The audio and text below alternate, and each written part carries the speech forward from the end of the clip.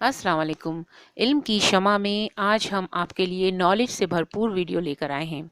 Corona virus 2020 की नई बीमारी।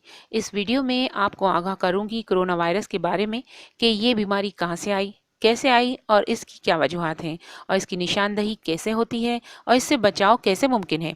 मुकम्मल मालूमात के लिए आप इस वीडियो को मुकम्मल देखें ताकि इससे बचा जा सके। इस तमाम मालूमात से अनजान रहना ख़तरनाक भी हो सकता है। आइए चलते हैं वीडियो की तरफ।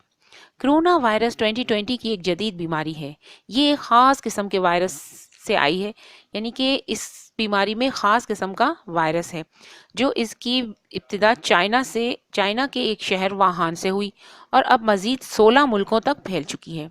इसका कोई इलाज अभी तक दरियाफ्त नहीं हुआ। ये बीमारी जिसको हो जाए वो जिंदा नहीं रहता।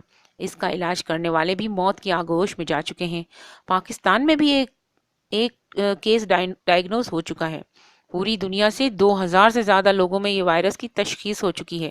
अब तक की इत्तला के मुताबिक तकरीबन 56 से ज़्यादा लोग इसकी वजह से मौत की नींद सो चुके हैं।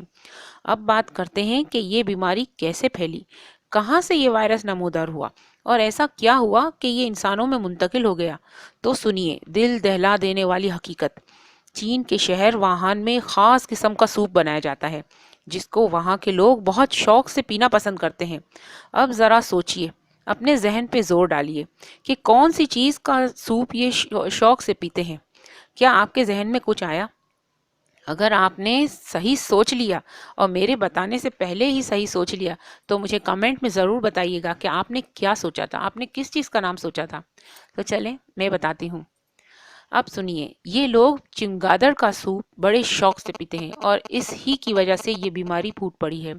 भला बताइए कौन सी चीज़ ऐसी है जो ये लोग खाना नहीं पसंद करते। ये लोग कीड़े मकोड़े, हर तरह के कीड़े मकोड़े ये लोग शौक से खाते हैं। सांप बिच्छू ये लोग खाते हैं। कुत्ते बिल्ली को भी ये लोग नहीं छोड़ते। गधे तक को नहीं बख्शा। गधे तक के गोश्त को ये लोग शौक से खाते हैं। हत्ता ये कि ये बंदर तक को नहीं छोड़ते। उफ अल्लाह, ये अब क्या बाकी रह चुका। अब ये कुछ बाकी नहीं रहा तो चमगादड़ को भी इन्होंने नहीं छोड़ा। कुछ तो छोड़ दें ये लोग। अब इसका नतीजा भुगत रहे हैं बाकी सब लोग। पूरी दुनिया इनकी वजह से आफत में आ चुकी है। सब पर अब कोई भी इसकी दवा भी दरियाफ्त नहीं हुई जिससे लोगों की हिफाजत की जा सके। हमारे मजहब में इन तमाम चीज़ों को हराम करार दिया गया है।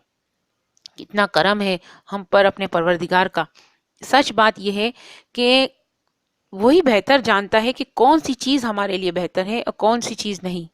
ये हमारा बनाने वाला, हमारा परवरदिगार, हमारा पैदा करने वाला ही सही बताता है।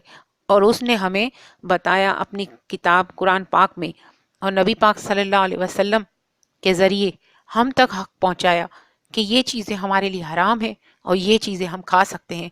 कि ज़बीहा का गोश्त हम खा सकते हैं क्योंकि उसमें खून ज़िबा करने की वजह से निकल जाता है, क्योंकि खून हराम है और ज़बीहा के ज़रिए सारा खून निकल जाता है। तो इस वजह से ये चीज़ हलाल करार दी गई। लेकिन कौन पढ़े कुरान शरीफ और कौन तफसीर देखे कि क्या चीज़ सच है और क्या चीज़ गलत है। आजकल तो मुसलमान होकर भी होटलों में कितने हराम जानवरों के गोश्त यूं खिला दिए जाते हैं लोगों को, और अनजान लोग और मासूम लोग यूं खा लेते हैं कि पता ही नहीं चलता।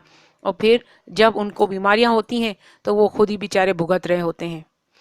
होटलों में अक्सर देखा गया है कि गधे का गोश्त पकड़ा, कभी न्यूज़ में आता है कि मेंढक खिला दिए, कभी न्यूज़ में आता है कि मछली की जगह कछुए और सांप खिला दिए गए। ये बेज़मीर लोग हैं जो ये हरकतें करते हैं।